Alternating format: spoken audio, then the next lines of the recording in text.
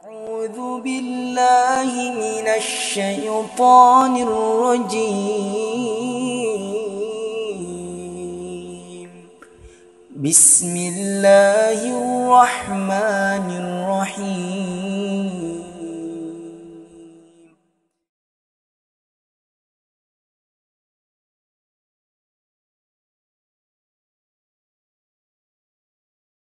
السلام على سيد الأنبياء والمرسلين سيدنا ونبينا محمد وعلى آله وأصحابه أجمعين، أما بعد.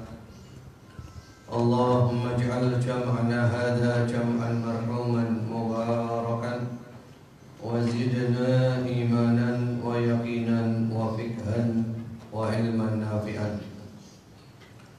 Puja dan puji syukur kita panjatkan hanya untuk Allah Subhanahu wa ta'ala. Salawat dan salam selalu tercurahkan untuk junjungan kita Nabi Muhammad sallallahu alaihi wasallam, keluarganya, para sahabatnya, dan pengikutnya yang setia sampai hari kiamat nanti. Ibu-ibu dan saudari-saudari sekalian, akhwat fillah, barakallahu fikunna, jamaah Majelis Ta'lim Al-Firdaus. Mudah-mudahan Allah Subhanahu wa ta'ala menjadikan kita semuanya sebagai calon-calon penghuni surga Firdaus. Allahumma amin.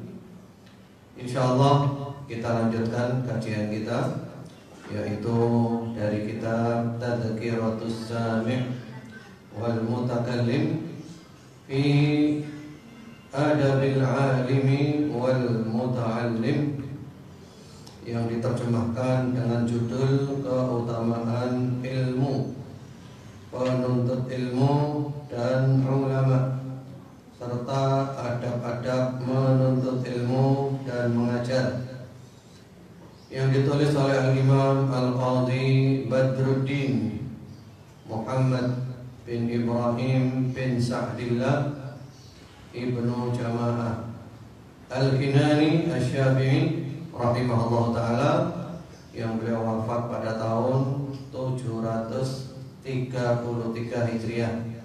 Jadi beliau ulama abad ke-8 Hijriah.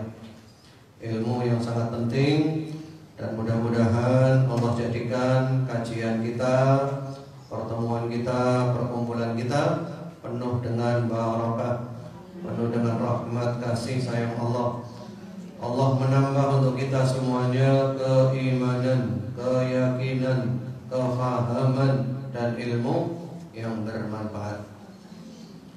Yang lalu sampai di mana? Halaman 45, paragraf yang kedua. Jadi kita masih membahas adab-adab orang berilmu. Baik adab ini untuk ulama, untuk guru, dan juga adab ini berlaku untuk semuanya. Ada yang khusus untuk guru, ada yang untuk semuanya. Yaitu kita masih berada di adab yang pertama, pasal kedua tentang adab-adab ulama dalam kajiannya. Isinya ada 12 pembahasan, dan kita masih berada di yang pertama. Ulama itu orang berilmu. Insya Allah kita semuanya termasuk orang-orang yang berilmu atau dalam perjalanan menuju menjadi orang yang berilmu. Baik, saya bacakan. Qala Syekhul Musannif rahimahullah ta'ala, berkata penulis kitab ini, semoga Allah merahmatinya, hendaknya dia berniat menyebarkan dan mengajarkan ilmu. Jadi yang lalu sudah kita bahas, ketika datang ke majelis ilmu niatnya mencari ilmu dan mengamalkan ilmu. Nah, kemudian kalau sudah punya ilmu juga niatnya adalah nanti ilmunya disebarkan dan ilmunya diajarkan. Sebagaimana di dalam surat Wal Asri, semua manusia rugi kecuali manusia yang punya 4 sifat. Kalau diringkas, ilmu, amal, dakwah, sabar. Ilmu, amal, dakwah, sabar.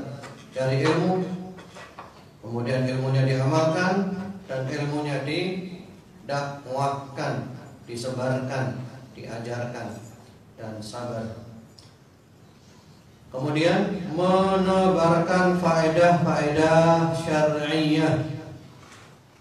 Jadi kalau sudah dapat ilmu, faedah-faedah didapat, berbagi, ya, berbagi ilmu. Termasuk kedermawanan yang tingkatannya paling tinggi adalah dermawan menyampaikan ilmu, dermawan berbagi ilmu, menyampaikan hukum-hukum Allah yang diamanatkan kepadanya. Jadi kalau tahu hukum-hukum Allah, maka disampaikan, tidak disembunyikan. Dan dia diperintahkan untuk menjelaskannya, ya, bukan disembunyikan, jelaskan. Yang hak adalah hak, yang batil adalah batil, tentu dengan cara yang terbaik. Menambah ilmunya. Jadi kita ini harus selalu menambah ilmu, jangan berhenti.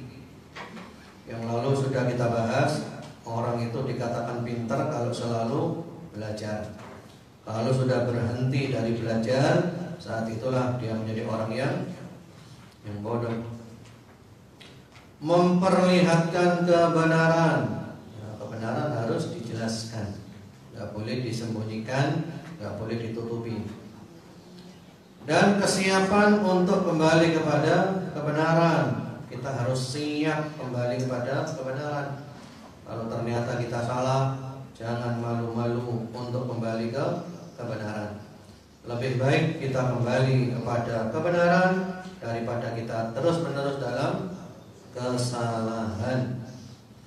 Jadi kalau ada orang beritahu kita yang benar, kita terima kasih. Jazakallahu khair, barakallahu fiik. Dan kita jadi tahu, daripada saya berada di dalam kesalahan terus-menerus. Bukan marah, kita tambah senang. Berkumpul dalam zikrullah, ya, berkumpul dalam zikrullah.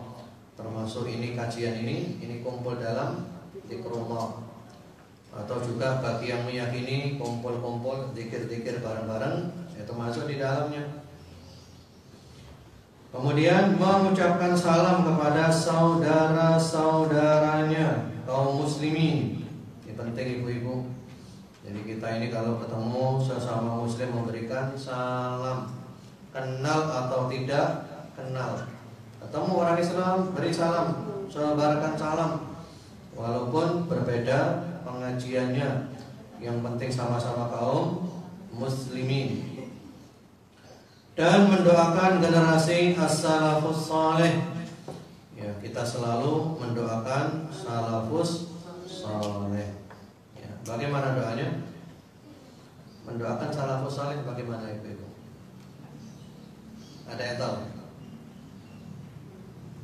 Doa di dalam Al-Quran, yaitu Rabbana ighfir lana wa li ikhwanina alladhina sabaquna bil iman wa la taj'al fi qulubina ghillan lil ladzina amanu Rabbana innaka ra'ufur rahim. Itu mendoakan orang-orang beriman semuanya. Baik, mudah-mudahan jelas. Nah, sekarang kita masuk bab yang kedua. Adab meninggalkan rumah hingga tiba di majelis mengajar. Itu kalau guru majelis mengajar, kalau murid majelis belajar, ya. Nanti adabnya sama saja, walaupun ada yang khusus guru. Jadi ini ibu-ibu tadi dari rumah menuju ke sini, ya. Apa yang dilakukan, apa yang dibaca. Kedua, manakala keluar dari rumah, dia membaca doa yang sahih dari Nabi Sallallahu Alaihi Wasallam. yaitu itu doanya ibu-ibu ya. Allahumma inni a'udzubika an adilla aw udalla aw azilla aw uzalla aw adlima aw udlama aw ajhala aw yujhala alayya. Itu doa itu ada di dalam kitab Hisnul Muslim. Ada di dalam kitab Hisnul Muslim. Ibu tadi keluar rumah baca enggak doa ini? Ya, itu doanya bagus sekali ibu ya. Itu doanya bagus sekali dan ada riwayat Nabi ketika keluar rumah baca doa ini sambil lihat kemana? Lihat ke langit. Ya, ini ya. Jadi kalau keluar rumah baca doa apa? Bismillah. Tawakkaltu 'ala Allah wala haula wala quwwata illa billah.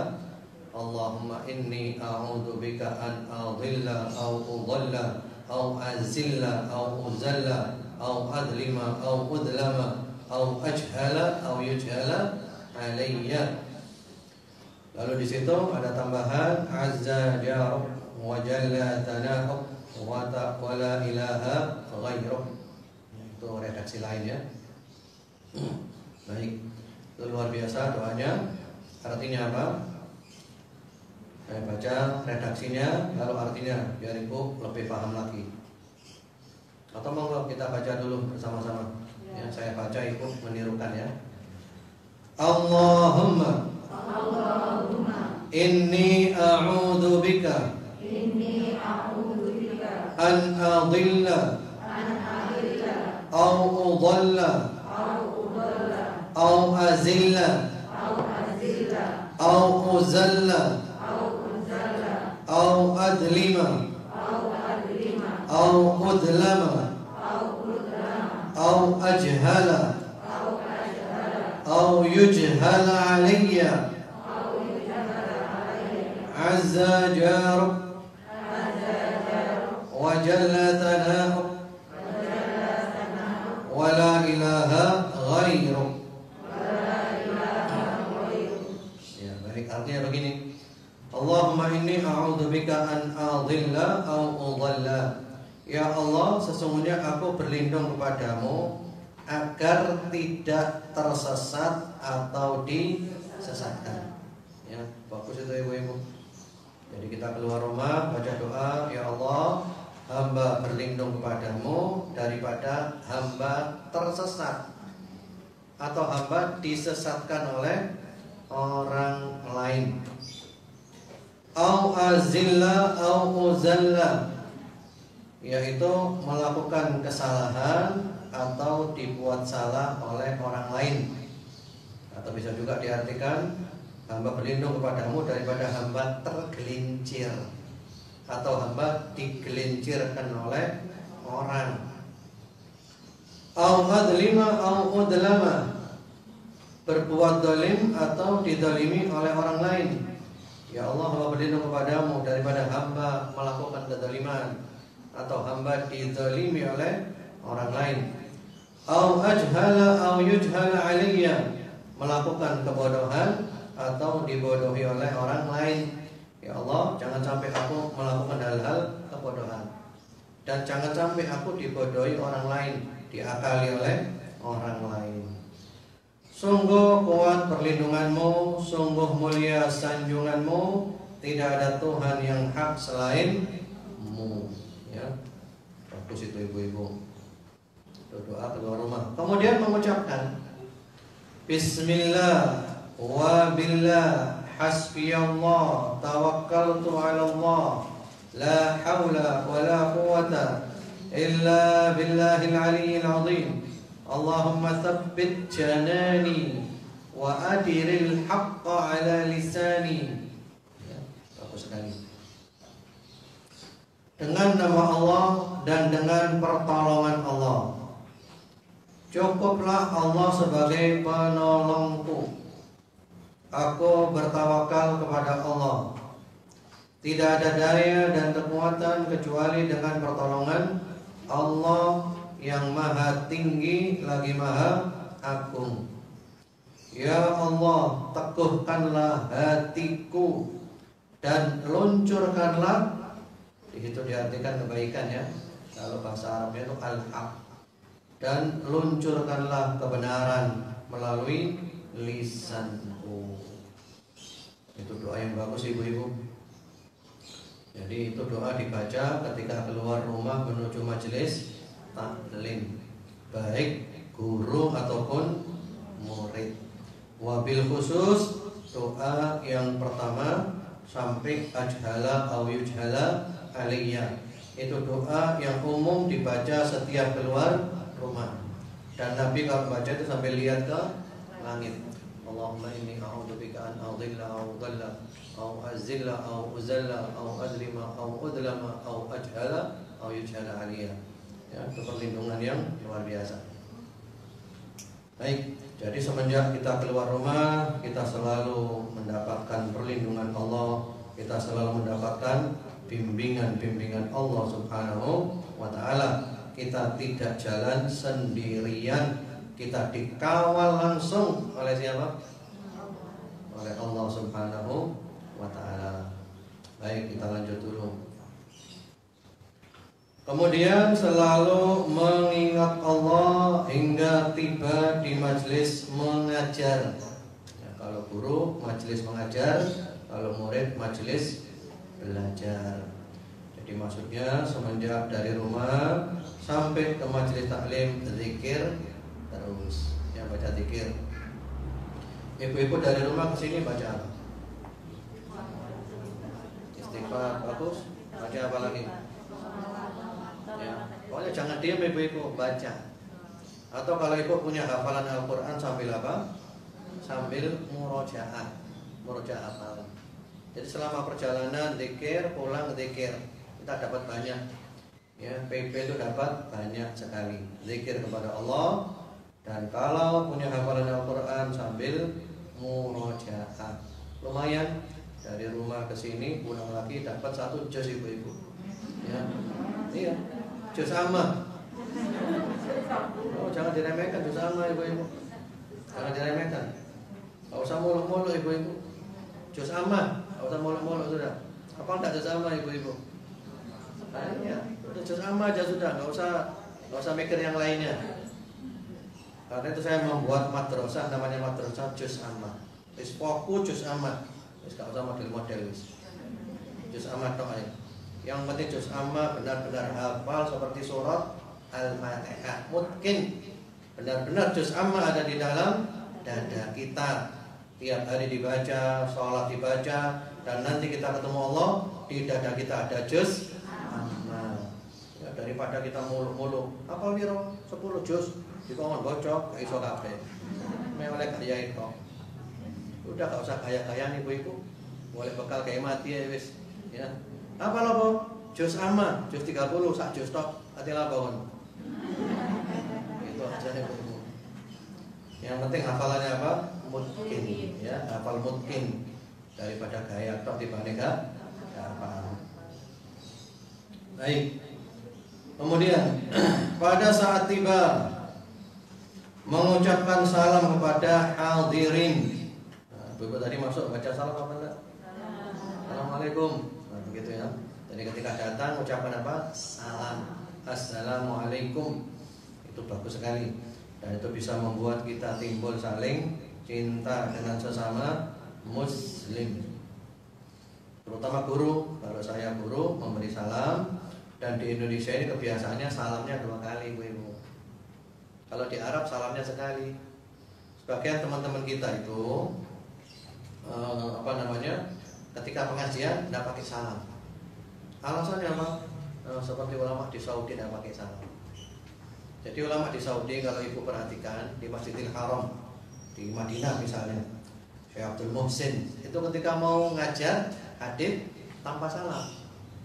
Kenapa kok tanpa salam? Karena beliau sebelum duduk di sini tadi ketika datang sudah memberi salam. Itu masalahnya di situ. Jadi kayak saya misalnya ketika masuk, Assalamualaikum, itu dianggap sudah selesai salamnya. Jadi ketika mau ngajar tidak pakai salam lagi. Lah kita di Indonesia adatnya berbeda. Di Indonesia yang namanya salam itu adalah salam ketika mau ngajar. Sehingga kalau kita mau niru ulama Saudi, maka berarti salamnya 2 2 kali. Salam tadi ketika masuk dan salam ketika mau mulai ngajar. Karena kalau enggak nanti orang salah paham, dianggap kita ngajar enggak pakai apa? Enggak pakai salam. Ini penting ibu-ibu. Kearifan lokal itu penting, ya. Indonesia beda kalau Arab Saudi. Itu ada sebagian teman-teman ketika kita mau pengajian salam, niru sama kamu ulama dari dulu. Beda. Karena di sana ulama sebelum duduk sini ketika datang tadi itu sudah memberi salam dulu. Kalau kita di Indonesia tidak. Di Indonesia yang namanya salam di sini adalah salam ketika mau mengajar. Baik. Salat 2 rakaat jika bukan pada waktu yang dilarang untuk salat. Jika tempat mengajar adalah masjid, maka salat 2 rakaat ini ditekankan secara mutlak. Jadi maksudnya ibu-ibu, kalau datang ke majelis taklim walaupun bukan masjid, ya, salat dulu 2 rakaat. Jadi maksudnya sebelum ngajar atau sebelum belajar, salat dulu 2 rakaat. Apalagi belajar di masjid kayak kita ini, maka sangat dianjurkan sholat dulu. Sholat apa namanya? Tahiyatul masjid, ya. Bahkan menurut para ulama, walaupun waktu yang terlarang, tetap disunahkan sholat tahiyatul masjid, karena ini adalah sholat yang ada sebabnya, ya. Tadi ibu sholat enggak? Ya, sholat dulu tahiyatul masjid. Nah terus bagaimana Ustaz, sudah pengajian terlambat? Ya jangan terlambat datangnya. Datangnya jangan terlambat, dikondisikan. Datang dulu sebelum pengajian, sholat tahiyatul masjid, baru kemudian ikut pengajian. Ya bahkan ketika Nabi itu khutbah Jumat ibu-ibu, ini khutbah Jumat nggak main-main. Ada sahabat datang langsung duduk. Oleh Nabi disuruh berdiri, kamu sudah sholat belum? Berdiri dulu, sholat dulu 2 rakaat. Itu menunjukkan pentingnya sholat tahiyatul masjid. Jadi maksudnya ini rumah milik siapa ini? Ini rumah milik Allah. Kalau kita masuk rumahnya Allah, kita harus permisi, kula nuwun kepada yang punya rumah. Apa kula nuwunnya? Kula nuwunnya adalah sholat tahiyatul masjid. Kalau ke rumahnya orang kita ketuk dulu, assalamualaikum gitu kan. Kalau ke rumahnya Allah, bukan assalamualaikum, assalamualaikum ya Allah, bukan. Tapi sholat tahiyatul masjid itu kula nuwunnya di rumahnya Allah Subhanahu wa taala. Dadi mlebu omahe wong aja langsung lungguh, kula nuwun dhisik, ya. Permisi dulu kepada yang punya rumah. Saya pernah ibu-ibu kejadian dulu ya, sekitar tahun 96. Sudah lahir ibu-ibu. Ya, tahun 96. Waktu itu kita baru lulus dari Libya Jakarta. Saya berdaurah di beberapa tempat. Nah, kemudian saya mampir ke Pondok Al-Irsyad Tengaran. Ya, waktu itu masih kecil pondoknya, tahun 96, nggak kayak sekarang. Masih ala kadarnya pondoknya. Subhanallah, sampai di pondok itu tengah malam ibu-ibu. Entah jam 12 atau jam 1, tengah malam sampai di sana. Gelap ya. Subhanallah, saya langsung ke masjidnya dan langsung tidur di masjidnya ibu-ibu. Soalnya wis kesel. Ini dari Cilacap habis daurah, ya perjalanan. Wis teko kono bengi-bengi, gelap, mlebu masjidnya langsung turun. Apa yang terjadi ibu-ibu? Subhanallah, saya diseret oleh jin muter-muter masjid. Itu rasanya antara mimpi dan tidur. Jadi kan saya tidur itu diseret karo jin dibawa muter-muter sak masjid. Saya berpikir ini karena apa? Gak kula nuwun. Masuk rumahnya orang ndak pakai kula nuwun. Teko langsung apa?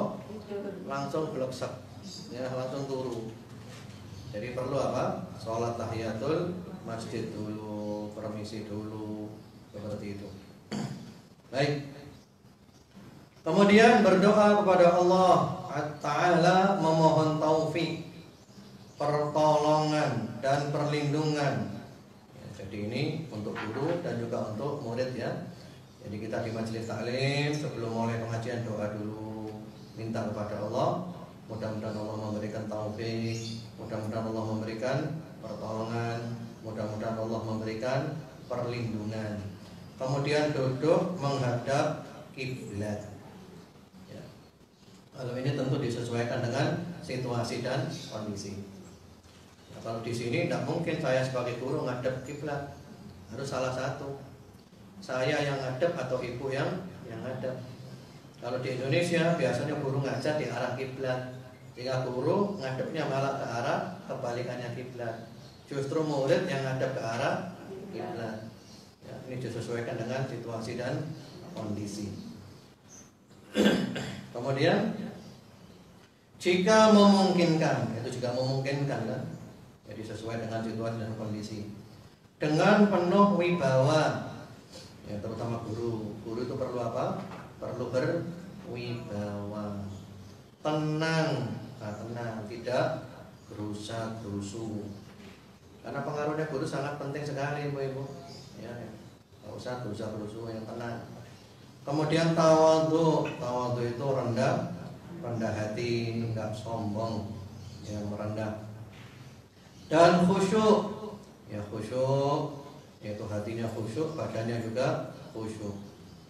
Dengan bersila, nah kalau bisa duduknya duduk bersila, atau duduk dengan cara lainnya yang tidak makruh, yang tidak terlarang ya. Jadi ada duduk yang terlarang, seperti duduk apa? Bersandar kepada tangan kiri, itu ada larangannya ya. Itu ada larangannya, duduk bersandar ke tangan kiri di belakang itu ada larangannya. Jadi walhasil dianjurkan di sini duduknya adalah duduk bersila, dan tentu ini juga disesuaikan dengan situasi dan kondisi. Ada orang tidak bisa bersila, maka duduknya duduk seperti orang tasyahud, iftiras atau tawarruk, yang enak yang mana. Wis pokok duduk yang enak, yang penting duduk yang sopan. Baik. Atau juga kalau sekarang ini duduknya berada di atas tempat seperti ini, ya tidak apa-apa, boleh-boleh saja, tidak ada larangannya. Baik. Tidak duduk dengan menegakkan kedua betis. Nah, itu nggak sopan duduknya ibu-ibu. Ini mungkin kalau orang perempuan jarang ya, kalau orang laki ya itu duduk gini loh ibu-ibu. Ya, yang betisnya diangkat itu kan nggak sopan. Ya, kalau di majelis taklim ngaji duduk model gitu itu kurang sopan. Ya. Kemudian jongkok, apalagi duduknya duduk jongkok, itu nggak sopan.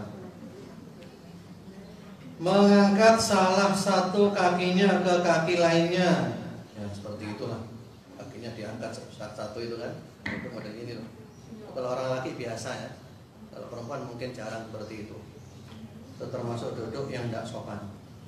Menjulurkan kedua kakinya atau salah satu kakinya tanpa alasan. Ini juga ibu-ibu sembujung. Ya, betul ibu-ibu. Itu di kalangan orang Arab ibu-ibu, sembujung itu sangat tidak sopan. Sangat tidak sopan. Kecuali kalau mungkin orang tua, uzur, ya. Maka kalau mau sembujung, usahakan berada di tempat yang kira-kira gurunya tidak kelihatan. Dan sembujungnya pun kalau bisa jangan mengarah ke gurunya. Betul, ini adab ibu-ibu. Yang membuat ilmu barokah ya gini-gini. Ini kelihatannya hal-hal sepele, tapi inilah yang menjadikan ilmu itu apa? Barokah. Sampai-sampai disebutkan Imam Ahmad bin Hanbal di rumahnya itu tidak berani menjelonjorkan kakinya menghadap rumahnya Imam Syafi'i, padahal diomai. Karena apa? Saya menghormati guru saya. Sampai segitunya ibu-ibu. Itulah yang menjadikan ilmunya apa? Barokah. Dan ini kita tepati ibu-ibu, ikhlas tepati. Jadi wajib mangkel, waduh pakai aturan ini, mangkel hati ini, ya gak bisa barokah, gak ikhlas. Ya jadi seikhlasnya gitu loh. Nah, kadang ada di sebagian majelis taklim itu saya lihat ada 1-2 orang tua sembujung, saya biarkan. Tapi tiba-tiba tambah wakeh, arek 6 melok sembujung. Tak tegur ibu-ibu, tidak boleh sembujung. Ya, tidak sopan ibu-ibu, tidak sopan. Walaupun mungkin gurunya lebih muda, ini bukan masalah usia muda atau tua. Guru usianya semuda apapun dia adalah guru yang harus dihormati. Jadi bukan masalah umur ini. Baik, kita lanjut dulu. Kemudian berikutnya, tidak duduk bersandar kepada kedua tangannya ke arah sisinya atau belakang punggungnya. Nah, ini atau ini ya. Itu termasuk duduk yang dianggap kurang sopan di majelis ilmu, di majelis taklim. Hendaknya menjaga tubuhnya dengan tidak menggeser pantatnya dan pindah dari tempatnya. Ya maksudnya lelung kocok, ya. Jadi sudah duduk yang tenang, Kecuali kalau keringinan. Ya. Kadang kita sudah duduk, kakinya kesemutan ibu-ibu. Ya tidak apa-apa. Dikondisikan tidak apa-apa, tapi tetap jaga apa? Jaga sopan, jaga adab. Ya. Yang penting jangan apa? Jangan gerak terus mobile. Ya. Betul ibu-ibu. Ini adab ibu-ibu. Dan ini yang menjadikan ilmu itu apa? Ilmu itu barokah. Dan coba pindah-pindah untuk begini ngali nang rono, kono ngali rono. Satu tempat duduk sudah.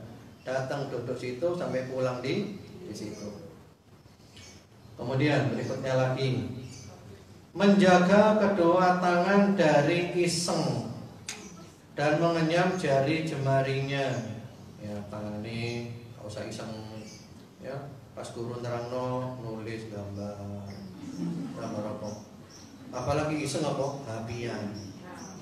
Guru ngajar ini habian, main game mana? Iya ibu-ibu. Nah apa mau pengajian mainan game? Atau bahkan lebih parah lagi, guru lagi ngajar nerima telepon ibu-ibu. Ya apa ini? Ya, saya kalau ada orang pengajian terima telepon, saya tuh angkat nggak apa-apa, angkat.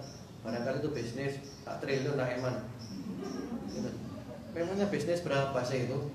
Seandainya pun bisnis dapat untung berapa? Oh harus apa namanya pengajian nerima telepon. Bahkan kalau bisa ketika masuk majelis taklim, HP-nya dimatikan dulu. Wis berhenti dulu HP-nya. Kalau tidak gitu nanti kita sibuk ibu-ibu. Ya, jadi tangannya gerak terus, termasuk tangannya dibunyikan kletak-kletek. Mana monggo, Pak Suwit sih, punya namanya kletak mana, tak tenang. Ya. Baik, kita lanjut dulu. Menjaga kedua matanya dari memandang ke segala penjuru tanpa alasan. Jadi ngaji itu fokus, delok bukune, delok ngarep ngono tok. Dadi gak oleh-oleh. Oleh kanca-kanca. Nah seperti itu. Jadi fokus pandangannya antara buku dengan guru. Ya gini aja. Tidak lihat-lihat semua segala penjuru. Baik, kita lanjut lagi. Menjaga diri dari canda dan banyak tawa. Ini berlaku juga untuk guru dan untuk murid. Guru lagi ngajar, muridnya buyang-buyang karepe dhewe. Betul ibu-ibu itu kalau orang Arab marah ibu-ibu. Saya ingat ketika di Libya Jakarta, itu ada dosen dari Arab Saudi ketika ngajar, itu ada mahasiswa yang buyang-buyang ibu-ibu. Ngamuk pol ngamuk ibu-ibu. Karena dia tersinggung. Dianggap dia itu mentertawakan dia. Ngamuk ibu-ibu sampai diusir muridnya. Ya. Jadi jangan tertawa. Karena ia menurunkan kewibawaan dan menjatuhkan harga diri, apalagi gurunya. Adapun kalau bercanda sesekali itu boleh ibu-ibu. Karena memang Indonesia ini adalah kajiannya harus diselingi dengan bercanda. Kita harus tahu kita hidup di mana. Jadi itu ada ungkapan, sebagaimana dikatakan barang siapa bercanda maka dia diremehkan, dan barang siapa memperbanyak sesuatu maka dia dikenal dengannya. Maksudnya uang mereka kakean guyon akhirnya gak diregani. Dan apa yang paling banyak kita lakukan nanti kita dikenal dengan perbuatan itu. Adapun kalau seperti majelis kita ini ibu-ibu, kalau guyone blas ya Allah. Nanti mulai saya buka, wis tegang tak wis tas. Gimana kira-kira? Kalau pengalaman saya ibu-ibu, tidak cocok ibu-ibu. Ini Indonesia. Berbeda dengan Pakistan. Kalau Pakistan memang kalau ngajar itu tawakkes ibu-ibu. Das. Kalau guyone blas. Tapi kalau Indonesia ini mirip dengan Mesir. Harus ada apa? Guyonnya. Seperti itu. Nah coba kalau pengajian kalau guyone blas. Wis kenceng tok. Kira-kira gimana siap ibu-ibu? Oh, ini kalau ngaji mana ini? Maka tidak apa-apa dikasih guyon-guyon, tapi guyon itu tetap guyon yang ilmiah, tidak bohong. Kemudian guyonnya itu ibaratnya seperti garam di masakan. Jadi bercanda seperti garam di masakan. Masakan tidak ada garamnya, tidak enak. Masakan kebanyakan garam rasanya rusak. Masakan garamnya cukup, enak. Itulah bercanda. Demikian pula saya juga bercanda ibu-ibu, tapi saya juga ada batasan-batasannya. Soalnya pengalaman saya kalau tidak ada bercandanya, suasana seakan-akan apa? Kewagang suasana. Akhirnya mulai stres kabeh. Mulai orang ngawang-ngawang bojone kabeh. Ya. Jadi begitu. Jadi ini disesuaikan dengan situasi dan kondisi. Tapi ojo guyone ke nemen-nemen. Apalagi guyon yang jorok-jorok. Kalau masuk pengajian guyonnya guyon porno, tak cocok kan? Ada seperti itu ibu-ibu. Ya. Kemudian tidak mengajar pada saat lapar, haus, sedih, marah, ngantuk atau gelisah. Tidak pula pada saat dingin yang menggigit dan panas yang menyengat. Karena bisa jadi dia menjawab atau berfatwa tidak benar. Karena dalam keadaan tersebut dia tidak kuasa untuk memikirkan masalah dengan sebaik-baiknya. Nah kalau ini untuk guru. Inilah beratnya jadi guru ibu-ibu. Guru, ustadz seperti saya punya masalah apapun, dalam kondisi seperti apapun, ketika tampil di depan jamaah harus apa? Harus menyenangkan, harus ramah, harus bisa jaga diri. Walaupun tadi sebelum berangkat saya punya banyak masalah, begini ibu-ibu. Tapi ngajar tapi ketika saya ngajar harus apa? Harus asik. Karena apa? Tidak mungkin ketika saya ngajar masalahnya saya bawa ke dalam majelis taklim. Akhirnya ceritanya pengajian ngamuk toh akhirnya ibu-ibu. Nanti ngamuk di rumah gak situ ngamuk ende pengajian. Iya. Itulah beratnya jadi guru ibu-ibu. Makanya ibu harus pengertian kalau punya ustadz, punya kiai, punya siapa, dia juga manusia. Dia kadang punya masalah, bahkan kadang dia apa? Dia sakit, sakitnya sedang ditahan. Ibu tidak tahu. Kan murid mintanya guru harus selalu apa? Syariah, pokoknya enak dan seterusnya. Karena itu di sini dianjurkan pas ngajar itu jangan sampai pas lapar atau haus. Ngajar pas luwe. Bawaannya apa? Bawaannya semua cetok momen akhirnya. Masalahnya tidak bisa fokus. Katanya bilang haram keliru halal. Katanya wara halal keliru haram. Hukumnya kewala-wali kabeh. Kenapa pikirannya kacau? Karena lapar, karena haus, karena sedang sedih, sedang sumpek apa meneh, pas ngantuk ibu-ibu. Ya tadi malam tidak bisa tidur.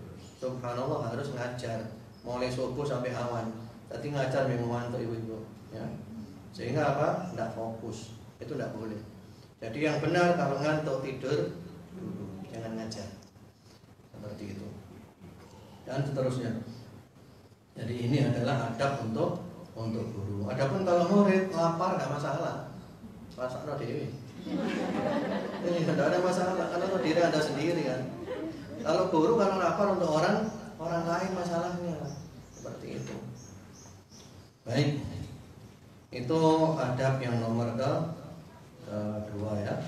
Jadi jangan lupa terutama baca doa tadi ibu-ibu setiap keluar rumah, wabil khusus sampai redaksi au ajhala au yujhala palingnya. Itu bagus doa itu. Sekarang kita lanjut adab yang nomor ketiga. Posisi duduk seorang syekh di majelis mengajar. Ketiga, hendaknya duduk di tempat yang terlihat oleh semua hadirin. Nah ini guru ibu-ibu ya. Jadi kalau bisa guru itu duduknya di tempat yang tinggi sehingga semuanya kelihatan. Karena kalau guru duduknya di tempat yang di bawah, nanti semuanya muridnya nanti bingung di guru nih gede, oleh iya ini. Ya. Memuliakan orang-orang mulia dari mereka karena ilmu, usia, kesolehan dan kedudukan. Ini juga penting ibu-ibu. Ini maksudnya adalah mendudukkan masing-masing orang sesuai dengan posisinya. Ini namanya menempatkan sesuatu pada tempatnya. Karena manusia itu tidak sama, beda-beda kedudukannya. Yang penting bukan karena faktor materi duniawi. Menghormati mereka, menuntut keutamaan mereka dalam urusan menjadi imam. Ya. Wassalah wasyaraf wa yarfa'uhum ala hasabi taqdimihim fil imamah. Jadi maksudnya di sini murid itu yang duduk di depan itu yang paling layak untuk duduk di depan. Jadi menurut di kitab ini, jadi untuk duduk ini pun diatur. Sopo sing longgone ngarep, sopo sing longgone burine. Itu sesuai dengan kapasitasnya. Itu dalam kondisi tertentu ya. Kalau kita tidak ada seperti itu, kalau kita siapa datang lebih dulu, maka dia layak untuk memilih tempat duduknya. Baik, bersikap lemah lembut kepada yang lain, ya tidak kasar. Memuliakan mereka dengan mengucapkan salam yang baik. Tadi sudah kita bahas. Wajah yang berseri-seri dan penghormatan yang lebih. Jadi guru itu ibu-ibu dai. Kalau ibu adalah guru, ibu adalah dai. Usahakan tampil di umat dalam keadaan wajah itu apa? Ceria, senyum yang menyenangkan. Dan berilah umat itu apa? Motivasi agar mereka hidupnya tambah semangat. Karena nanti umat itu melihat guru, gurunya semangat, gurunya penuh dengan senyum. Jika umat apa? Termotivasi. Nanti pulang dari pengajian semangat lagi. Sementara kalau gurunya itu ngajar ya cemberut saja, tok, bawaannya ngamuk, tok. Akhirnya yang datang ngajar umat itu bagaimana keadaannya? Sumpah. Bukan malah termotivasi, malah akhirnya putus asa. Waduh, Islam gak enak, Islam itu repot, sumpah berat dan seterusnya. Inilah diantara sesuatu yang berat yang harus dimiliki oleh seorang guru, seorang dai. Jadi ketika tampil itu usahakan yang hadir itu merasa termotivasi. Jangan ulama atau dai itu mau kalah dengan mereka-mereka para motivator. Karena ada namanya motivator ibu-ibu ya, yang memberikan apa? Motivasi. Lalu dai itu harus berada di atasnya motivator. Kalau motivator itu rata-rata tujuannya apa ibu-ibu? Tujuannya nyari apa? Nyari apa tujuannya? Motivator. Motivator itu ibu saya perhatikan motivator. Enggak, ujung-ujungnya golek duit ibu-ibu. Artinya motivasi orang-orang untuk semangat bekerja, untuk semangat golek duit. Bahkan yang ada di benak mereka, yang namanya sukses itu adalah uangnya banyak. Itu kalau motivator. Sementara kalau dai itu juga motivator, tapi untuk mencari apa? Mencari akhirat. Bagaimana umat ini tambah dekat kepada Allah, bagaimana umat ini tambah semangat untuk mencari akhirat. Ya. Jadi seorang dai itu harus bisa menjadi apa? Motivator. Dan motivator itu sebelum dia membuat orang semangat, dia harus apa?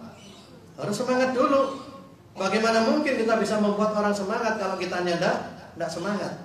Bagaimana mungkin kita bisa membuat orang tersenyum kalau kita tidak mau tersenyum? Itu penting ibu-ibu. Ya. Baik, kita lanjut lagi. Kemudian tidak makruh berdiri untuk tokoh-tokoh orang Islam dalam rangka memuliakannya. Karena memuliakan dan menghormati ulama dan penuntut ilmu terdapat dalam banyak teks dalil. Paham tak maksudnya ibu-ibu itu? Paham tak maksudnya? Belum paham kan? Jadi maksudnya kita itu boleh berdiri untuk menyambut orang lain gitu. Nggak apa-apa, boleh itu. Yang penting ketika kita berdiri menyambut orang lain, menghormati orang, muliakan orang, bukan karena faktor materi duniawi, karena ilmunya dia, karena kedudukan dia, karena jasanya dia, karena ketokohannya dia. Tapi kalau kita memuliakan orang hanya karena dia orang kaya, itu kehinaan. Itu kehinaan. Itu berarti kita menjual agama kita. Menoleh kepada hadirin secara seimbang menurut kebutuhan. Ya, guru juga kalau mau noleh itu harus sesuai dengan kebutuhan.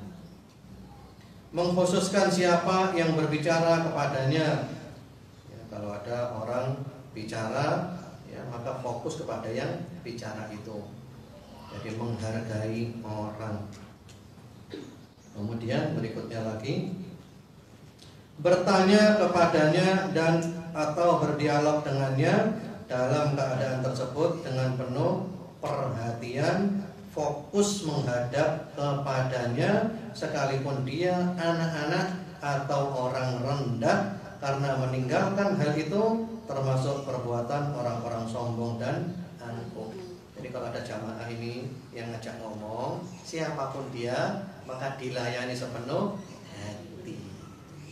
Bagaimana cara melayaninya? Ya menghadap, matanya lihat, ngomong yang nyambung. Jangan sampai nanti ada orang ngomong, dia tidak fokus.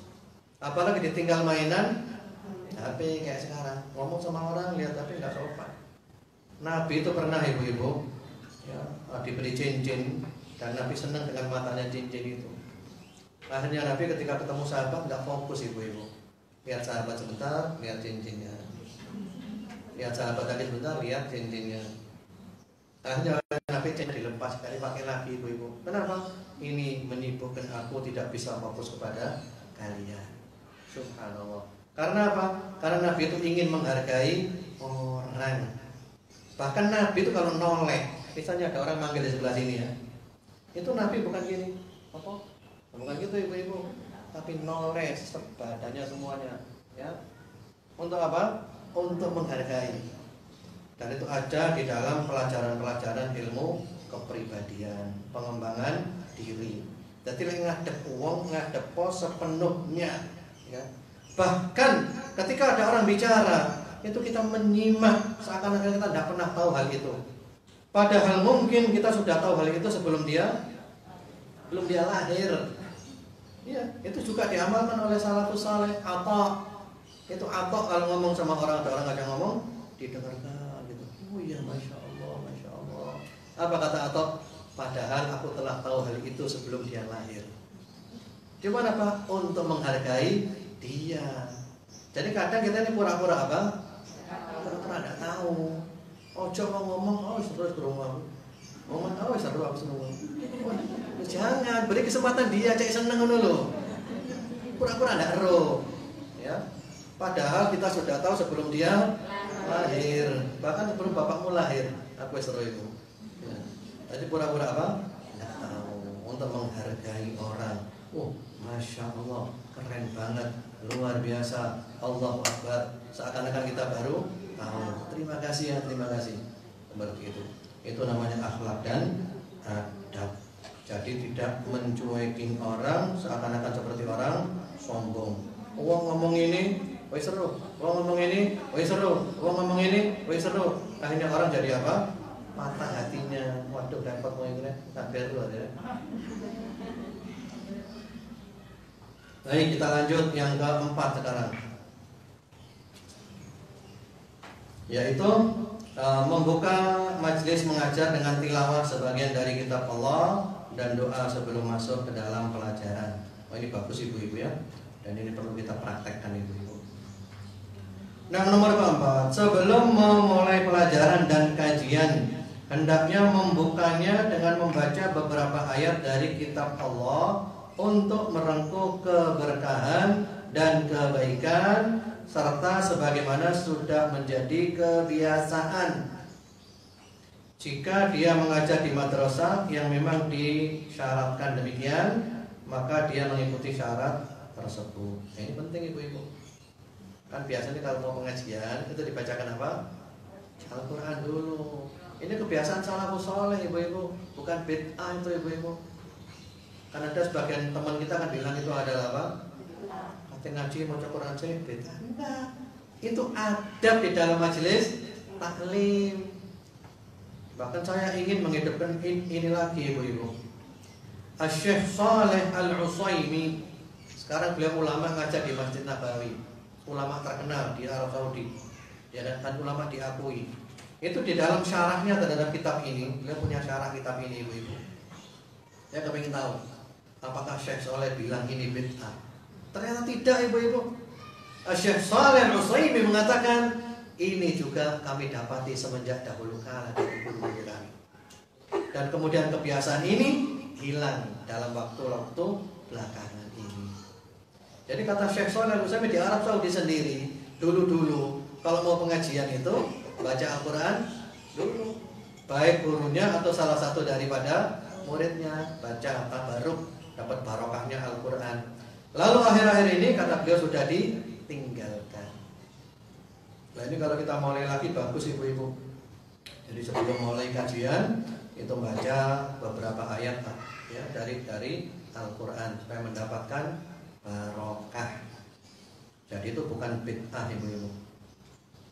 Sesudah membaca Al-Quran, berdoa untuk diri, untuk hadirin dan kaum muslimin, kemudian memohon perlindungan kepada Allah dari setan yang terkutuk, mengucapkan bismillah dan memujinya, serta membaca sholawat kepada Nabi Muhammad SAW, keluarga beliau dan para sahabat beliau.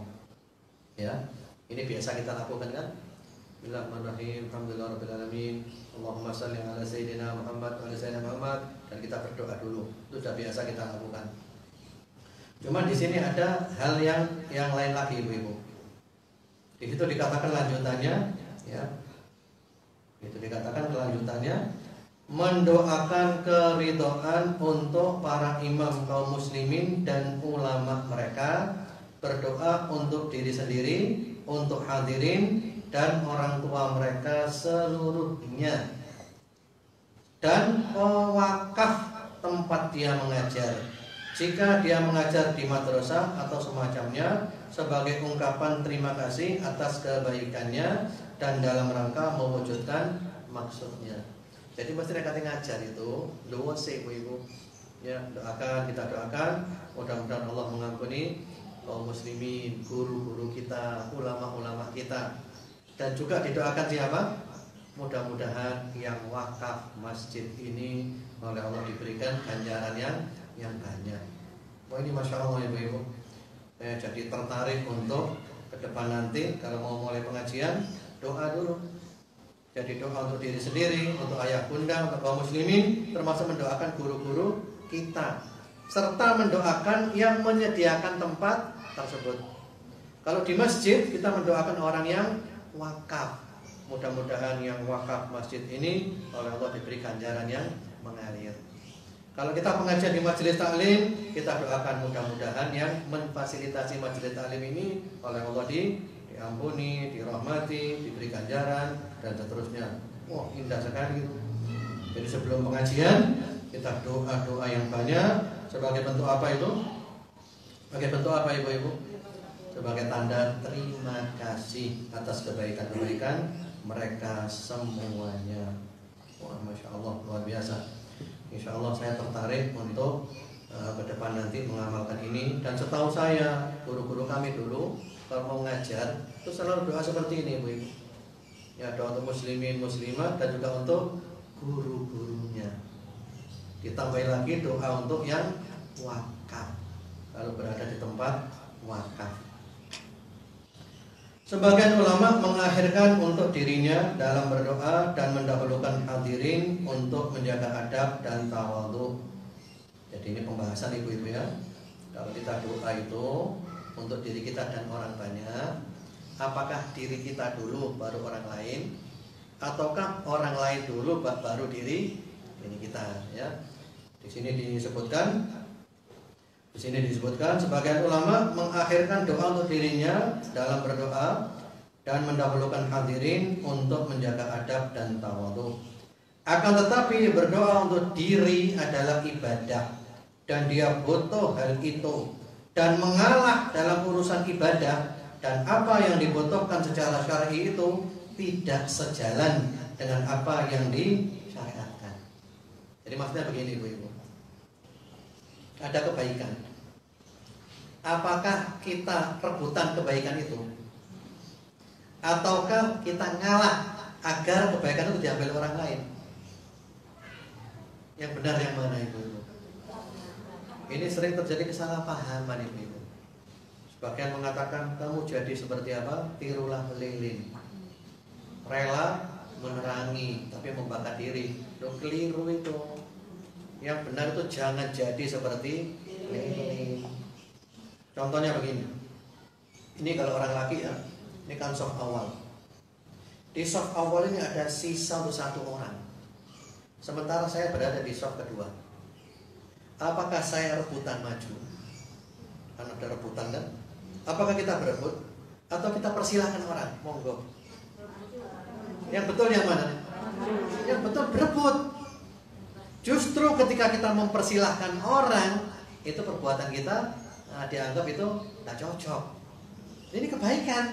Itu kebaikan kamu ambil, jangan diberikan kepada orang lain. Karena ini kebaikan cuma satu, hanya bisa diambil oleh salah satu. Ambillah, jangan dikasihkan orang gitu loh. Kecuali kalau kebaikan bisa dibagi-bagi, maka kita berbagi. Jadi kebaikan itu jangan diberikan orang, diambil sendiri. Kalau kita harus apa? Harus rebutan. Termasuk di sini, apakah kita kalau berdoa untuk orang banyak mendahulukan orang dulu baru diri kita, ataukah mendahulukan diri kita baru orang lain? Maka di sini ditekankan mendahulukan diri kita dulu baru orang lain, gitu loh. Lalu contohnya apa? Contohnya adalah firman Allah Subhanahu wa taala, "Qu anfusakum wa ahlikum nara." Peliharalah dirimu dan keluargamu dari api neraka. Awakmu sik ngono lho, baru wong liya. Kemudian Nabi bersabda, "Ibda bi nafsik tsumma biman ta'ul." Mulailah dari dirimu, kemudian siapa yang menjadi tanggunganmu. Hadits ini sekalipun hadir di pembahasan infak, namun para ulama ahli tahqiq menggunakannya untuk urusan-urusan akhirat. Jadi kalau mau doa itu doa untuk diri sendiri dulu, baru kemudian untuk siapa? Untuk bapak ibu kita dan seterusnya. Yang dekat-dekat dulu, tambah jauh dan tambah jauh. Secara umum keduanya baik. Sebagian ulama mengamalkan yang pertama dan sebagian lain mengamalkan yang kedua. Artinya nggak usah saling menyalahkan. Podo apike kabeh. Baik, itu dulu aja ibu-ibu. Mudah-mudahan bermanfaat ya. Kita masih panjang ini ibu-ibu. Dan harapan saya itu ibu-ibu kalau ngaji jangan ngaji kemudian tidak ngaji, ngaji lagi kemudian tidak ngaji.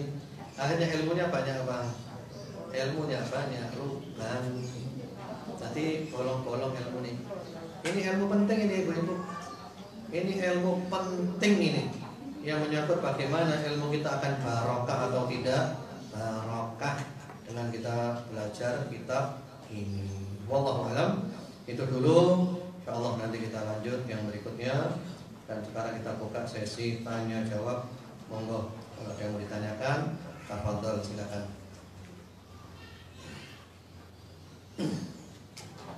Monggo kalau ada yang mau ditanyakan silakan.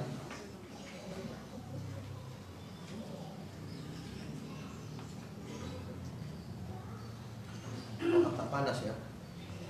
Iya, agak panas ya. Mungkin AC-nya barangkali dikecilkan lagi.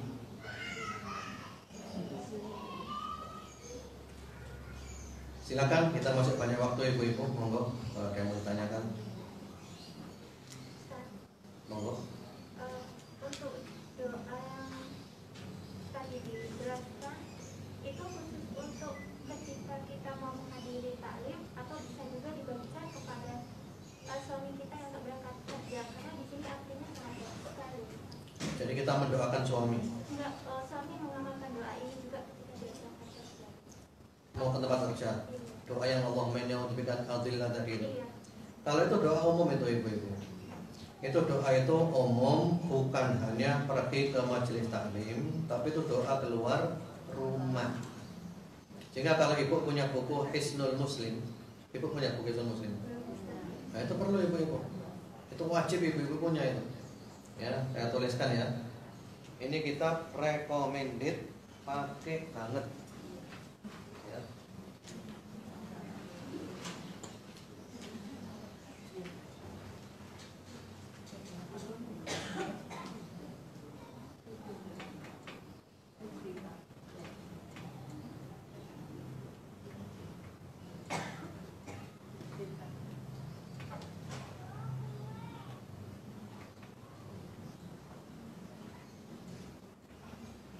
Kitab bahasa Arabnya itu Hisnul Muslim.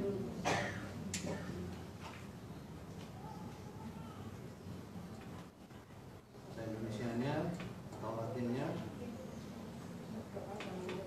ya, Hisnul Muslim. Penulisnya Syekh Said bin Ali bin Wahab Al-Qahtani ya. Penerbitnya banyak. Yang biasa saya pakai itu penerbit At-Tibyan Solo. Di nomor-nomornya lebih lengkap.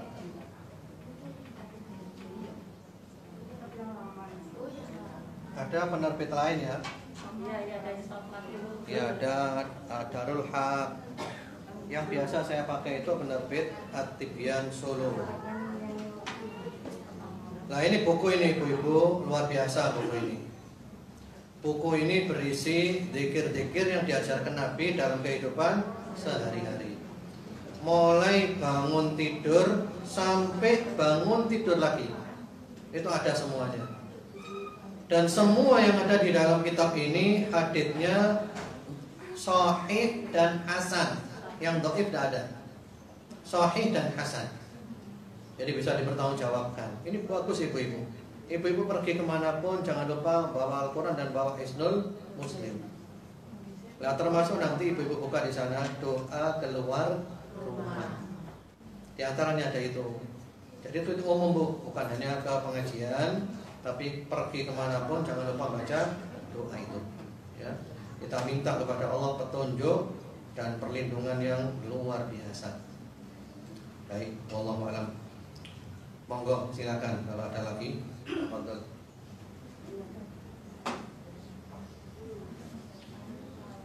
Kita masih banyak waktu, silakan. Assalamualaikum Ustaz. Waalaikumsalam warahmatullahi wabarakatuh. Ini yang saya mau tanyakan itu tentang apa? Sama Ustaz yang hati yang qalbun salim itu gimana Ustaz? Apa kita harus di rumah aja atau tidak? Apa mengunjungi orang atau kalau datangi teman ajak menghibah apa termasuk itu juga apa yang hati yang qalbun salim gimana? Iya. Baik Bu. Terima kasih Ustaz. Assalamualaikum. Waalaikumsalam warahmatullahi wabarakatuh.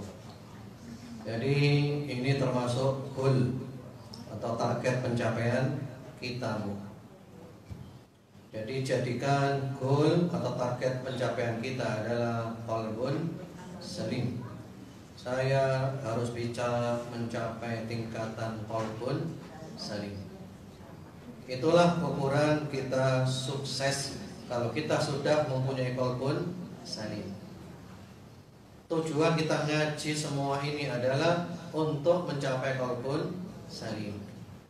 Kalau kita sudah rajin ngaji, rajin ibadah, hati masih belum bersih, berarti kita masih belum sukses. Terus bagaimana caranya? Ya caranya harus belajar, Bu, belajar ilmu hati. Ya, belajar ilmu hati. Ibu bisa baca kitab Tazkiyatun Nufus atau nafas ya. Dan itu yang paling mudah dan sering kami pelajari dulu itu di majelis taklim yang ditulis oleh Dr. Ahmad Harid. Itu ada beberapa penerbit sudah menerjemahkan Tazkiyatun Nufus atau Tazkiyatun Nafas ya. Itu baru apa namanya? Baru pintu masuk. Kemudian kalau ibu mau lebih mendalami lagi, maka ibu perlu baca kitab Mukhtasar Minhajil Qasidin. Ditulis oleh Ibnu Qudamah. Itu sudah ada beberapa penerjemah yang menerjemahkan. Di antaranya yang paling terakhir, yang kualitas bagus, dari penerbit Darul Haq Jakarta. Namun yang namanya terjemahan itu kadang agak sulit untuk dipahami. Dari bahasa Arab diterjemahkan, kadang itu bahasa roto wangil.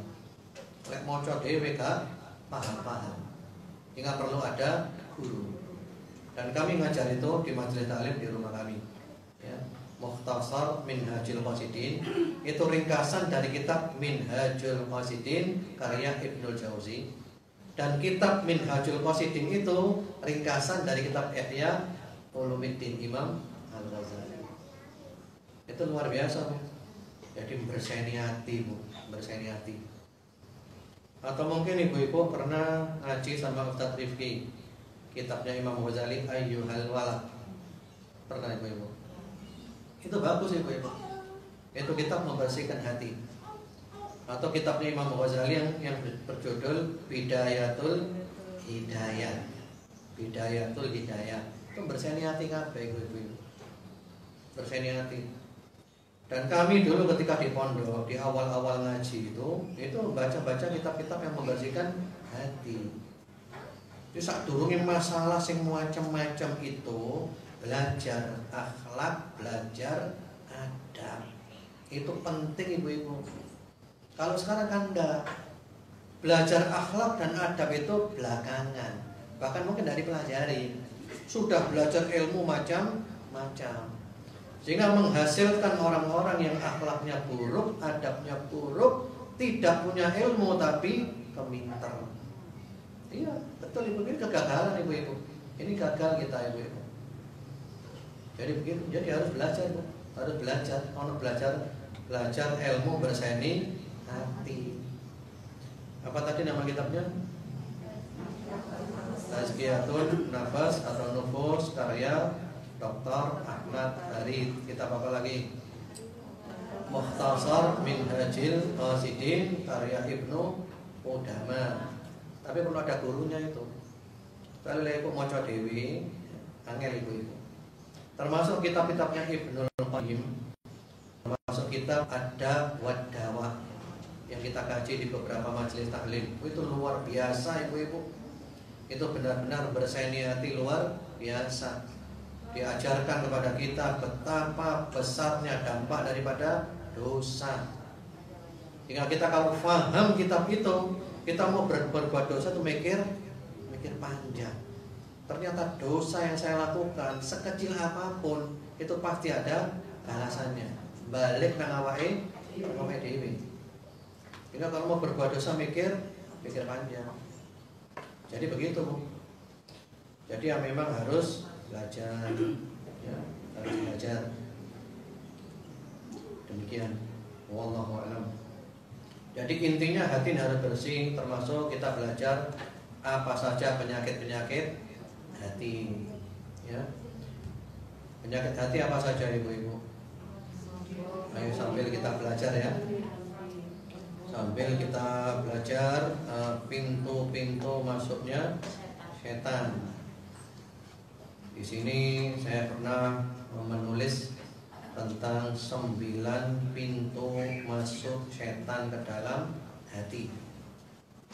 Nah, ini ibu-ibu, 9 pintu masuk setan ke dalam hati. Jadi kita harus tahu pintu ini, kemudian pintunya dijaga supaya setan tidak bisa apa? Tidak bisa masuk. Kalau kita tidak tahu pintunya dan tidak jaga pintu itu, nanti setannya masuk. Apa saja pintu masuk setan itu? Di antaranya adalah al-ghadab. Al-ghadab itu apa? Marah, emosional, ngamuan, gampang muntabe. Betul ibu-ibu, itu pintu masuk setan yang luar biasa ibu-ibu. Oleh ngamuan ibu-ibu, itu sama setan dibuat mainan seperti anak kecil mainan bola. Karena orang kalau marah itu akal sehatnya apa? Hilang. Tanyakan orang-orang di penjara, kenapa mereka masuk penjara? Terutama para pembunuh di penjara. Kenapa kamu bunuh orang? Apa jawabannya? Gelap. Wis ngamuk, wis peteng gak ketok apa-apa. Sadar baru menyesal. Nah, berarti nanti ada ilmunya lah bagaimana cara mengendalikan amarah. Kemudian pintu masuk setan yang nomor 2 adalah asyahwat, yaitu syahwat hawa nafsu. Dikalahkan oleh syahwat hawa nafsunya. Orang kalau sudah dikedepankan syahwat hawa nafsu, ya sudah, dia akan lakukan segala macam dan dia akan rusak serusak-rusaknya. Yang ketiga adalah al-hirsu, yaitu tamak atau rakus. Tamak atau rakus kepada materi duniawi, pada harta, pada kedudukan, pada jabatan. Karena orang kalau sudah tamak atau rakus kepada materi duniawi, maka dia akan tuli dan dia akan buta. Dinasehati model apapun tidak mau dengar, tidak mau lihat. Yang penting saya dapat. Dia halalkan segala macam cara. Membuli sana, membuli sini, bunuh karakter sana, bunuh karakter sini. Karena apa? Tamak atau rakus materi duniawi. Kemudian yang keempat adalah al-hasad, iri dengki. Ya, iri dengki, tidak senang kalau melihat orang mendapatkan nikmat. Dan kita semua punya sifat hasad, ibu-ibu. Kita semuanya punya sifat hasad. Tinggal kembali kepada kita. Sifat hasadnya itu dikeluarkan atau sifat hasadnya itu dikalahkan. Ya, hasad.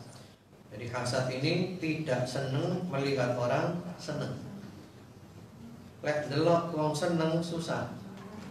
Lek delok wong susah seneng. Nah, itu penyakit jiwa ibu-ibu.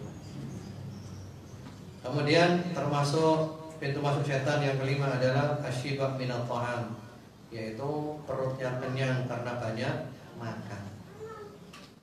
Jadi wetenge waretok gak tahu luwe. Karena kalau orang tuh kenyang saja, ya tidak pernah lapar, maka otaknya tumpul. Yang terjadi adalah syahwatnya semakin menguat, sehingga yang dipikir adalah saya harus makan siapa. Jadi bukan makan apa, sudah kenyang. Sudah kenyang maka makan siapa. Ya. Kemudian yang keenam, di antara pintu masuk setan yang besar itu adalah al-ajalah wa tarkut tatabbut fil umur, terburu-buru, tidak teliti dalam segala perkara. Ya, terburu-buru. Jadi gerusa-gerusu gak diteliti. Wabeh langsung diputusno gak adik dipikir. Yang mana kita dianjurkan oleh Nabi itu apa? Tenang, pikiran sih, pertimbangno, mikir sing dawa. Ojo gerusa-gerusu, jangan terburu-buru, teliti dulu. Ya, termasuk sekarang ini zaman hoax, zaman fitnah. Maka kita harus rajin untuk apa? Meneliti, sing tenang, amati dulu, pikirkan dulu. Ya. Kemudian yang keberapa sekarang? Yang ketujuh, al-bukhlu wa khauful faqr, kikir dan takut melarat. Nah, ini ibu-ibu, setan selalu datang kepada kita, menakut-nakuti kita, nanti kamu bakal melarat, akhirnya apa? Akhirnya medit. Ya. Bayangannya di depan mata itu bagaimana besok, bagaimana tahun depan. Nanti anak saya bagaimana kalau kuliah, oleh dibiayai, mikir gak karu-karuan. Akhirnya dia kikir, uangnya banyak ditumpuk saja. Yang kedelapan, di antara pintu masuk setan adalah at-ta'assub lil madzahib, fanatik kepada madhab, itu fanatik kepada kelompok. Ini juga ibu-ibu, fanatik kepada ormas, fanatik kepada partai. Karena orang kalau sudah fanatik buta, itu akal sehatnya hilang. Orang sepinter apapun, secerdas apapun, kalau sudah kadung fanatik, itu akal sehatnya hilang. Seperti orang bodoh nih. Kemudian yang ke-9, di antara pintu masuk setan adalah su'udzan bil muslimin, yaitu selalu berprasangka buruk kepada kaum muslimin. Bawaane ku suudon tok, ga ono angin ngalor, ga ono angin ngidul. Bawaane apa? Prasangka buruk terus kepada orang-orang. Ini penyakit jiwa ini. Ya. Itu 10 pintu masuk 9. Alhamdulillah. Nanti ibu tidak ngantuk. Ya. Ada 9 pintu masuk setan. Baik. Ya, itu diantaranya ibu-ibu. Kemudian berikutnya lagi, di antara pintu masuknya maksiat, pintu masuknya maksiat, 4 tahapan menuju pintu masuknya maksiat yang harus kita jaga. Ya, yang pertama-tama al-lahadzat. Al-lahadzat yaitu pandangan. Jadi pintu masuk maksiat itu bermula dari mana? Dari pandangan. Ya, pandangan ini sifatnya umum ibu-ibu ya. Bukan hanya memandang gambar porno saja. Pandangan ini umum. Termasuk yang membuat orang cinta dunia. Karena apa? Sing didelok dunia tok. Sing api-api tok. Akhirnya apa? Ya bermula dari pandangan. Jadi rusaknya kabeh teko pandangan. Nah, kemudian naik ke tahapan yang kedua, al-khatarat, yaitu lintasan-lintasan hati. Jadi mula-mula pandangan, lalu masuk ke dalam hati. Dan berikutnya lagi 17 amalan hati. Wah, Masya Allah ibu-ibu ini luar biasa, ini instan ini ibu-ibu. Ibu dapat ilmu instan ini. 17 amalan hati. Tapi ini singkat-singkat saja ya. Yang pertama adalah al-ikhlas. Ikhlas, dan ini pembahasannya panjang. Ada pembahasan tentang ilmu ikhlas, dan sekarang sedang kita kaji di Masjid Ki Ageng Grebek hari Ahad kedua. Dan sudah berapa kali pertemuan, tapi masih belum tuntas, masih panjang. Kemudian yang kedua, di antara amalan hati adalah al-yaqin. Yakin, tidak ada ragu. Yakin. Semua yang Allah katakan yakin. Ya, mantap, yakin, tidak ada ragu sedikit pun. Kemudian yang ketiga, at-tafakkur, yaitu yang rajin apa? Berpikir, merenungkan. Kemarin saya posting di Telegram dan Instagram tentang 4 macam tafakur. Ada yang tahu apa 4 macam tafakur? Yang pertama tafakur, memikirkan ayat-ayat Allah, ayat Al-Quran, dan ayat-ayat Allah yang ada di alam semesta, dan juga memikirkan nikmat-nikmat Allah, kebaikan-kebaikan Allah. Maka akan timbul apa? Timbul ma'rifah, semakin kenal Allah dan semakin cinta Allah. Yang kedua adalah tafakkur, memikirkan janji-janji Allah berupa ganjaran-ganjaran. Maka akan timbul apa? Timbul semangat, termotivasi berupa kebaikan. Yang ketiga tafakkur, memikirkan ancaman-ancaman Allah, hukuman-hukuman Allah. Kalau orang berbuat ini dan itu, maka kita akan takut berbuat maksiat.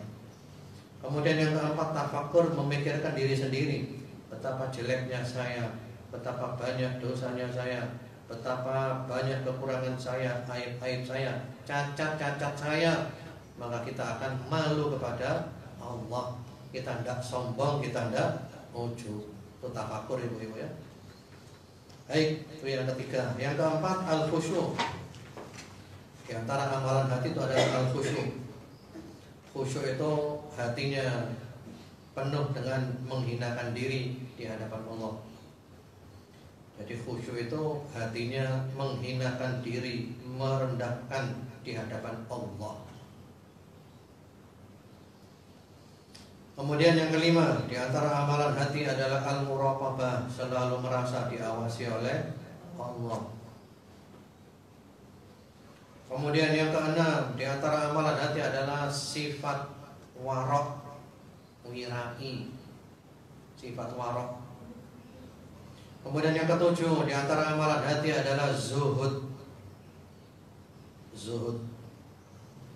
Ini semuanya ada pembahasannya ibu-ibu. Di masing-masing poin perlu pembahasan bersesi-sesi.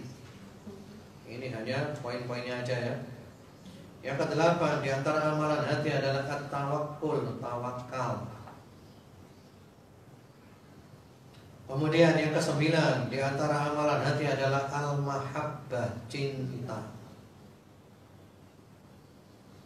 Yang ke-10, di antara amalan hati adalah ar-raja, yaitu harapan. Kemudian yang ke-11, di antara amalan hati adalah al-khauf wal khasyah, takut. Yang ke-12, di antara amalan hati adalah as-sabr, sabar.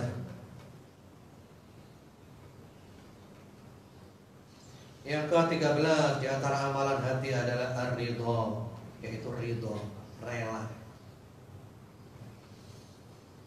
Yang ke-14, di antara amalan hati adalah asyukur, bersyukur. Yang ke-15, di antara amalan hati adalah al-ghairah, cemburu. Nanti ada pembahasan tentang cemburu. Apa cemburu itu? Kemudian yang ke-16, di antara amalan hati adalah al-haya, malu. Kemudian yang ke-17, di antara amalan hati adalah at-taubah, taubat. Ya, itu semuanya butuh pembahasan yang panjang. Walhasil intinya memang ada ilmu yang bahas tentang hati. Wallahu a'lam bishawab. Baik, monggo silakan kalau ada lagi yang mau ditanyakan, tafadhol.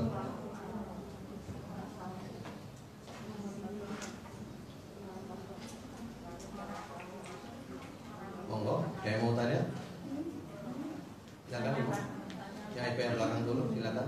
Monggo, silakan. Waalaikumsalam warahmatullahi wabarakatuh. Kalau kita membaca Al-Quran atau menghafalkan, lebih baik kita memahami isi Al-Quran. Gimana Bu? Kalau kita membaca Al-Quran Iya. atau menghafalkan, lebih baik kita itu memahami isi Al-Quran. Jadi kalau kita menghafal atau membaca kan lebih baik memahami artinya atau terjemahannya. jadi ini perbandingan gitu kan? Perbandingan antara menghafal dengan memahami gitu. Kalau kita membaca kan lebih baik kita itu memahami isi Al-Quran gitu ya. Ya. Kalau untuk anak kecil yang sekolah di rumah tahfidz itu kan diajarkan cuma menghafal aja. Ya. Itu bagaimana? Bagaimana maksudnya gitu ya? Tidak ada diajarkan untuk memahami isi Al-Quran yang baru. Baik. Ini pernah saya tuliskan Bu. Kalau Ibu cari, insya Allah Ibu nemu di website saya hatibening.com. Itu judulnya merenung sejenak tentang tujuan Al-Quran. Ibu cari nanti di website saya hatibening.com. Jadi pertanyaan Ibu sudah terjawab di sana. Merenung sejenak tentang tujuan Al-Quran. Di sana ada beberapa pertanyaan yang kemudian saya jawab. Pertanyaannya, apakah hafalan Al-Quran itu adalah sarana atau tujuan? Apal Quran itu tujuan apa sarana? Apa? Tujuan apa sarana? Itu sarana. Jadi hafal Al-Quran hanya sarana, bukan tujuan. Tujuannya adalah memahami dan mengamalkan. Sehingga orang itu dikatakan sebagai ahlul Quran, sahibul Quran. Siapa dia? Al-Imam Ibnul Qayyim rahimahullah ta'ala mengatakan, di situ ada terjemahnya nanti ya, ini redaksi Arabnya ya. Beliau mengatakan ahlul Quran humul alimuna bih al-amiluna bima fihi wa illam yahfadhuhu an dhahri qalb wa amma man hafidhahu wa lam yafhamhu wa lam ya'mal bima fihi falaysa min ahli wa in aqama hurufahu iqamataz zahab. Di sana ada terjemahannya. Orang itu dikatakan ahlul Quran, keluarga Al-Quran adalah apa? Yang paham dan mengamalkan walaupun tidak hafal. Adapun orang yang hafal tapi tidak paham dan tidak mengamalkan, maka dia bukan ahlul Quran. Walaupun hafalannya kuat, huruf-hurufnya tegak seperti tegaknya anak panah, kalau salai, sak huruf kalau salai bocoy. Tapi gak paham, gak ngamal, kamu bukan ahlul Quran. Ya. Karena itu ini juga termasuk ibu-ibu yang kami kritisi teman-teman di sekolah-sekolah tahfidz bahwa kamu jangan hanya fokus untuk menghafal. Itu bukan tujuan. Hafal itu hanya cerdas-cerdasan, pinter-pinteran. Jadi hafal Quran itu berarti wong cerdas, belum tentu wong soleh. Jadi hafal Quran ukurannya wong apa cerdas lho, hafalane kuat. Ngono. Ini belum tentu soleh, belum tentu. Ya. Coba ibu cari zaman Nabi, sahabat sing hafal Quran ono apa ndak? Banyak sopo ayo.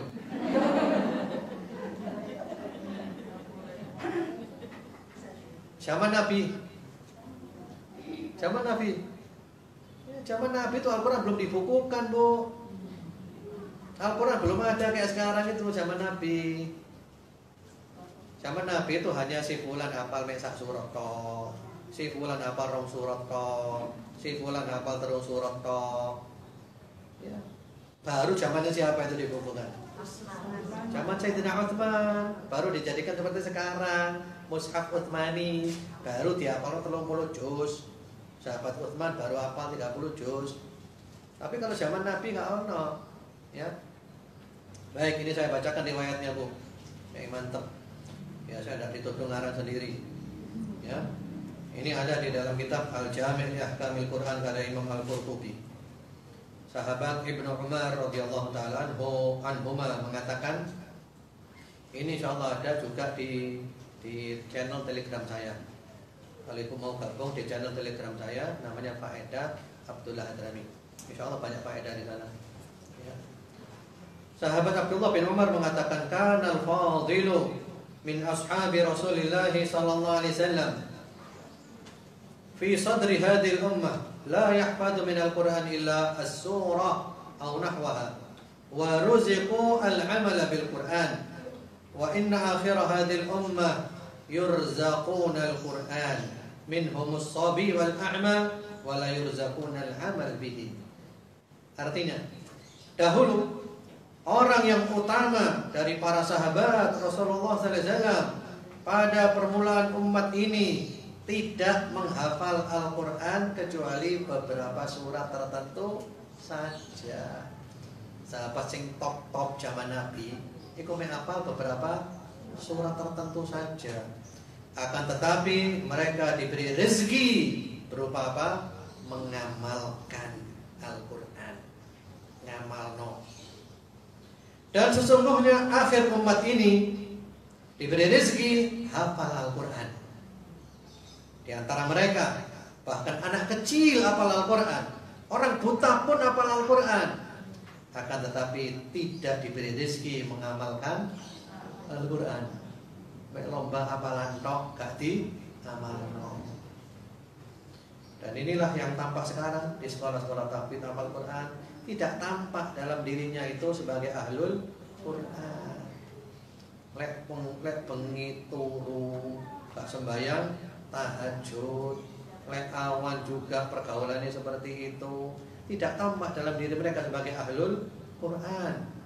Para pengemban Al-Quran itu harus tampak malam-malamnya ketika orang tidur dia bangun sholat tahajud, maca Al-Qur'an, hafalannya diwaca pas bayang tahajud.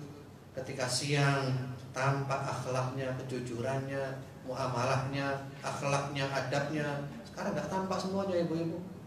Karena apa? Ya sekarang itu fokusnya adalah apa? Hafalan, yang penting hafalan. Seakan-akan hafalan adalah apa? Tujuan. Ditambah lagi hafalan nih goro ibu-ibu. Ya, kembar-kembar hafid, padahal gak hafid. Wisuda, hafid Quran, satu pun gak ada yang hafal. Yang benar itu adalah wisuda, ya 30 juz setoran hafalan. Itu beda ibu-ibu. Jadi maksudnya itu dulu setor juz pertama hafal, lalu pindah juz kedua, setoran juz kedua hafal, tapi juz pertama hilang. Lalu juz ketiga, setoran juz ketiga hafal, 1 dan 2 hilang. Sehingga ketika sudah selesai 30 juz hilang kabeh. Iya, paling yang hafal benar-benar hafal 5 juz tok. Itu sudah lumayan. 5 juz tok itu. Tapi gembar-gembar hafid bukan hafid. Cuman kamu pernah setoran 30 juz, tapi kudu hafid. Itu goro termasuk.